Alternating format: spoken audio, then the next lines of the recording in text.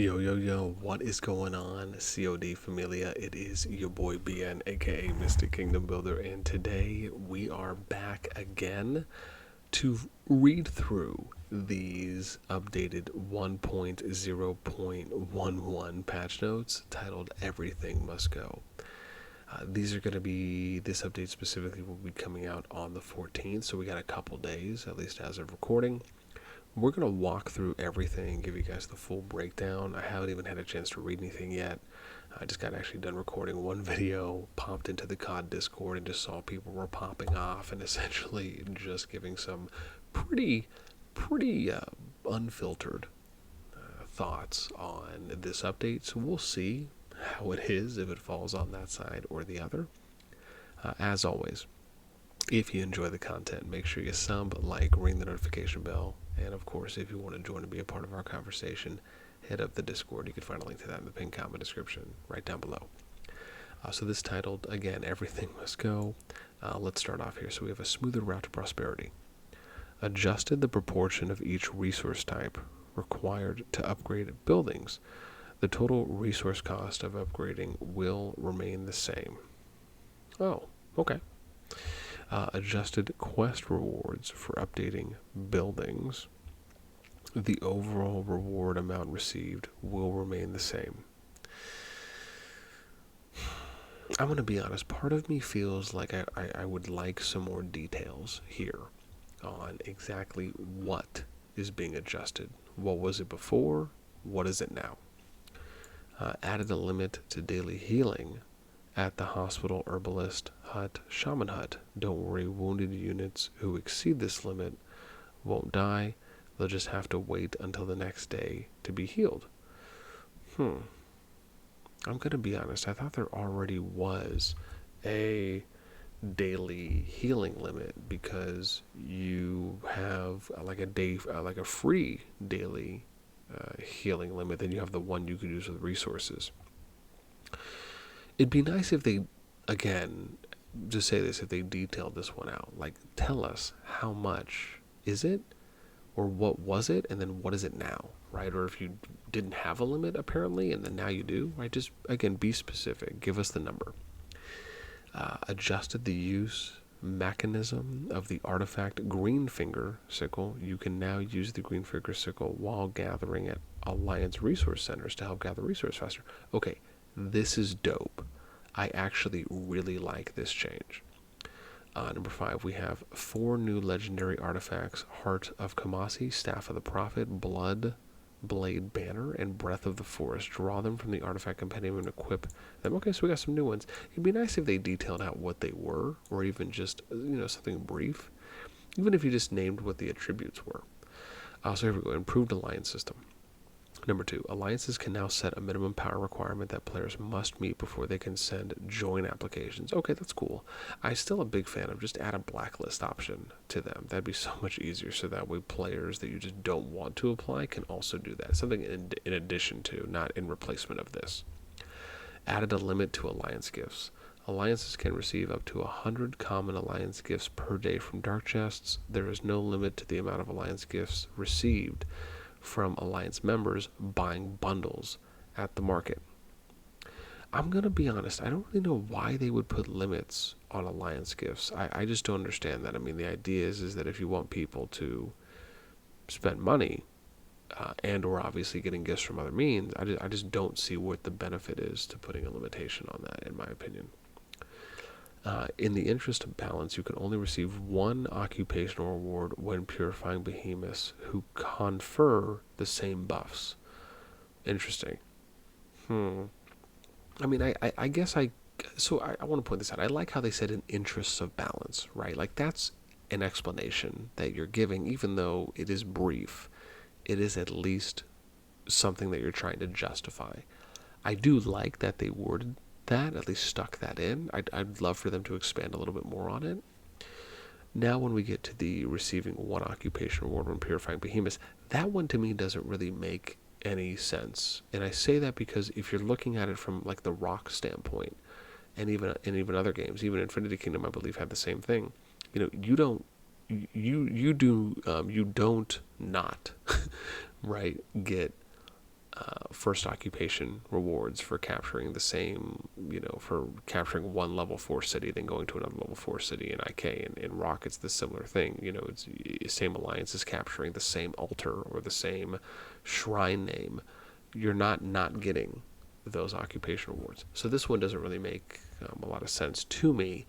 If they were to give us more context, I think that would help in trying to justify that, but just saying that it's in the interest of balance when we're comparing it with other games that, first off, not just that they do it differently, but it's that there's not really, in my opinion, from what I haven't heard yet, is a logical justification, a rational justification for saying, you guys are going to go and attack this behemoth, but we're not going to give you first occupational rewards just because they have the same stats. I mean, the same buffs. I mean, that doesn't make sense to me, right?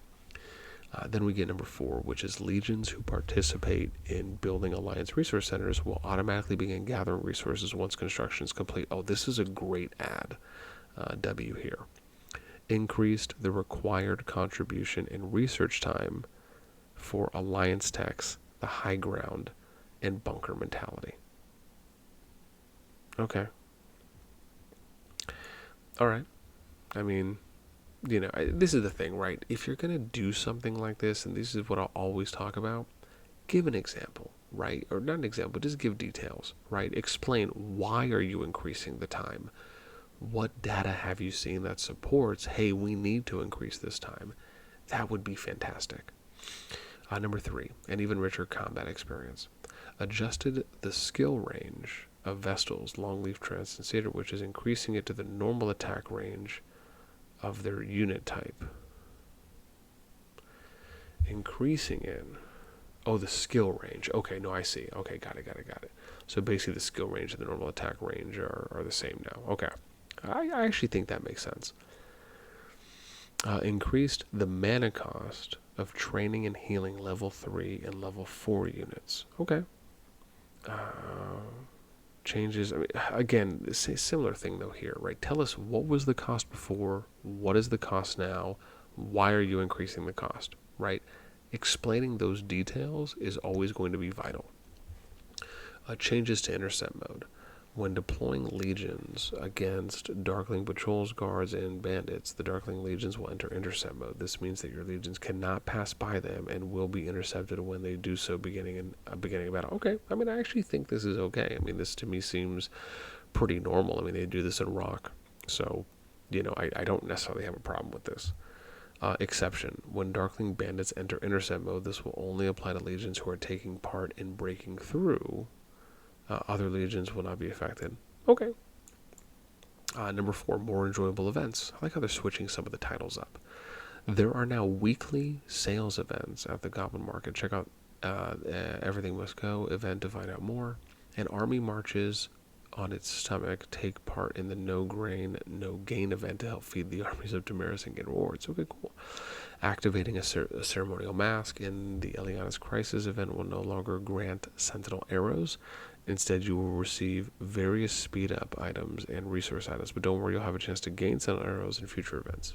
Okay, I don't really see a problem with them. I guess I don't really know why they would remove Sentinel arrows.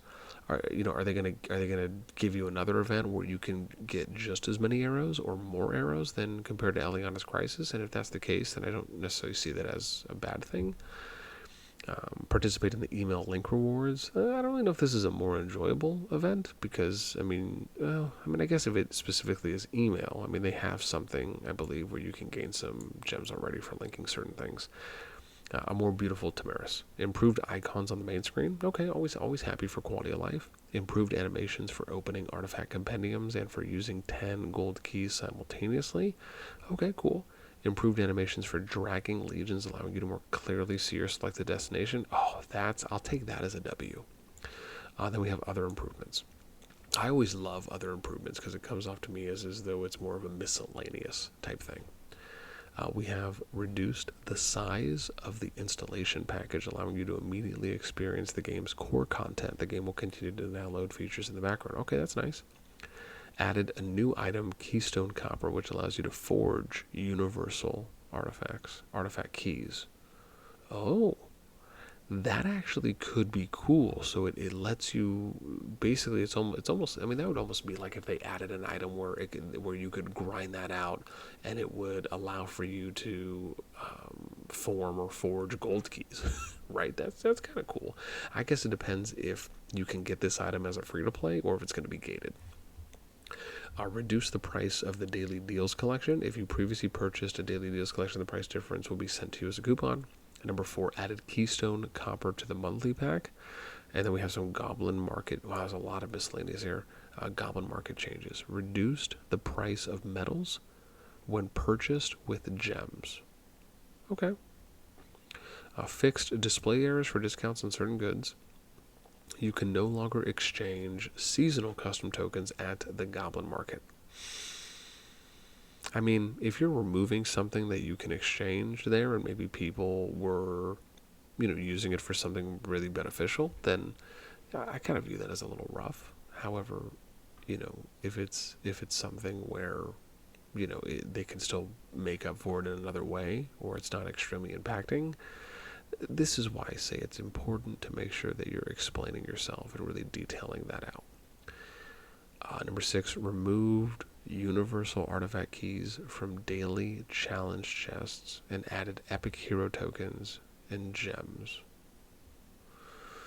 I'm not sure about this one. There's just a lot of artifacts, and I think as a free-to-play, again, well, I think you have to kind of look at it like, are they going to do events where you can forge those coppers and then you're going to be able to get just as many artifact key pools or more because of that, and then them doing this removal just makes more sense?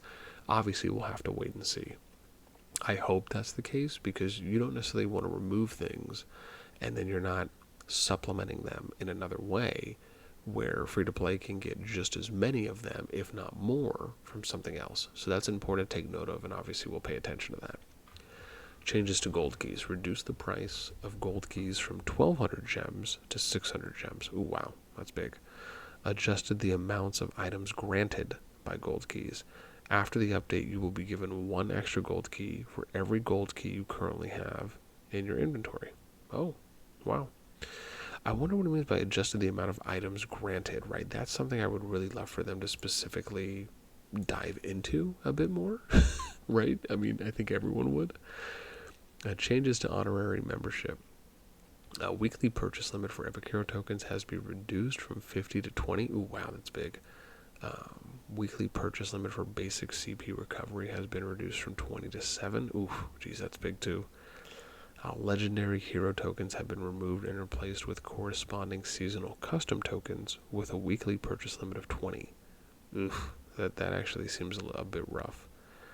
Reduce the number of legendary hero tokens that level 10 plus honorary members can claim from daily gifts.